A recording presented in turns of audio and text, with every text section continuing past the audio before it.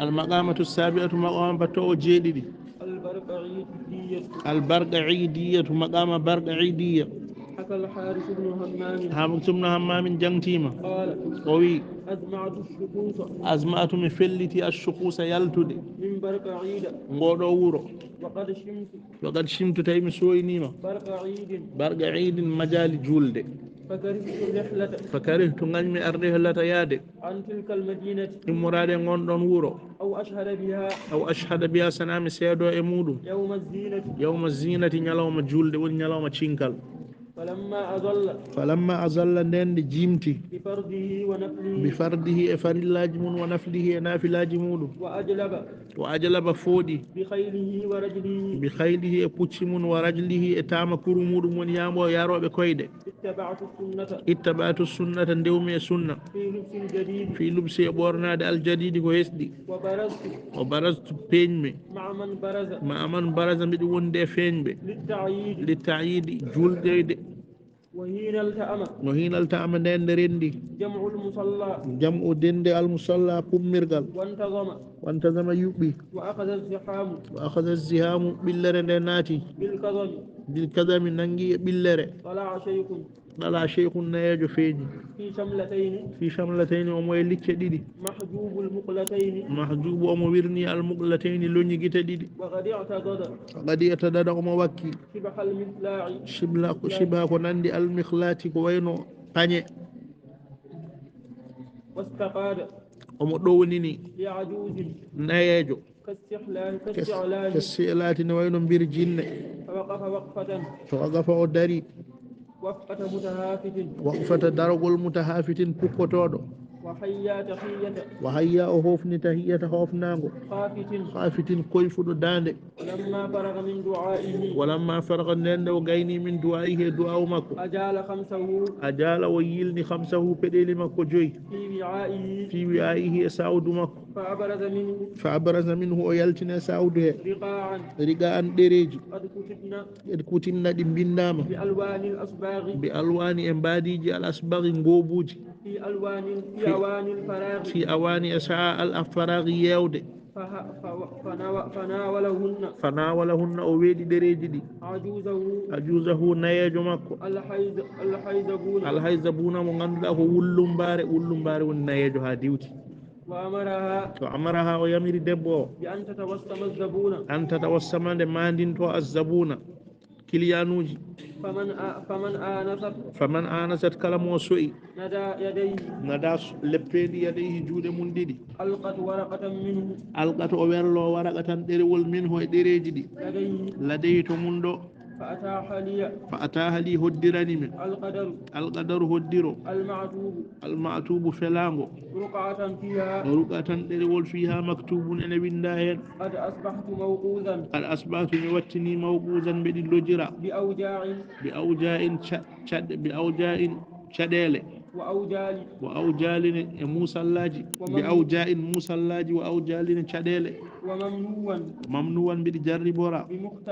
بمختال نياجو ومختال فوجو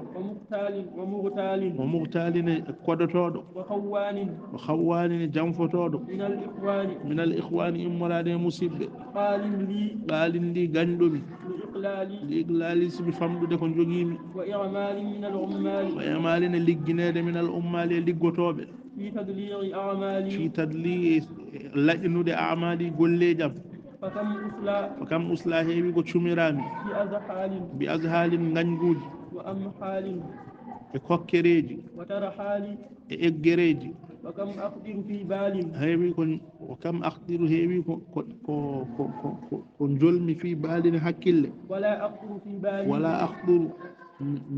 من نياجتا وكم أقدر هيبي كون نياجمي في بالنا چومشي دابودي ولا أقدر من جولتا في بالنا حكيل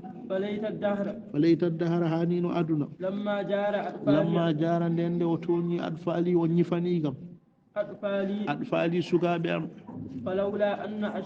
فلولا أن أشبالي سن ونانو بوساجي أم أغلالي بوري فوردي أم وأعلالي بوري تودي أم لما جهزت مهبلتان أعمالي قولي جم إلى آل فودي قريج ولا وال ونا جمهور ولا جررت من داستانو أزيالي جوار ديام على مذهب الداسر قال إزلالي هوينو ديمي فمحرابي مهراب أم ɓuri handude am asmali limce am ɓuri forandemi mata dimone woodi mone yiya hoyfinde dimle am e menkellere o yaɗfo e ñifa harra nguleyki bilbali sok am mi sirbalina tuuba mi sirbalina wutte o sirwalina tuuba قال الحارث بن همام أودوي فلما استعرضت لأنني أرنيما حلة تشنكال الأبيات دي لو بيتوجي تمويم إلى معرفة أندود ملحمها جمد دي لو بيتوجي وراقم إنين دو علمها ما دمجي فناجاني بندنجري أم الفكر ميجو أم بأن الوصلة إليه يترادم العجوز كنيجو وأفتاني هم بتم بأن حلوان وند ولناد المعرف غاندينو يجوز أنا دقي فرستها تومبي مومي وهي تستقري أمريوي الصفوف صفوجي صفول أمو نونو الأكف نبه نورة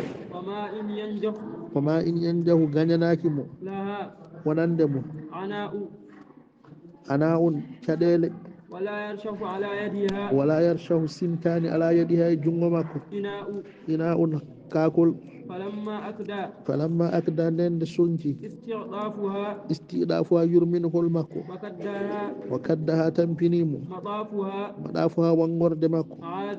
عادت أمولوري باسترجاع رتتند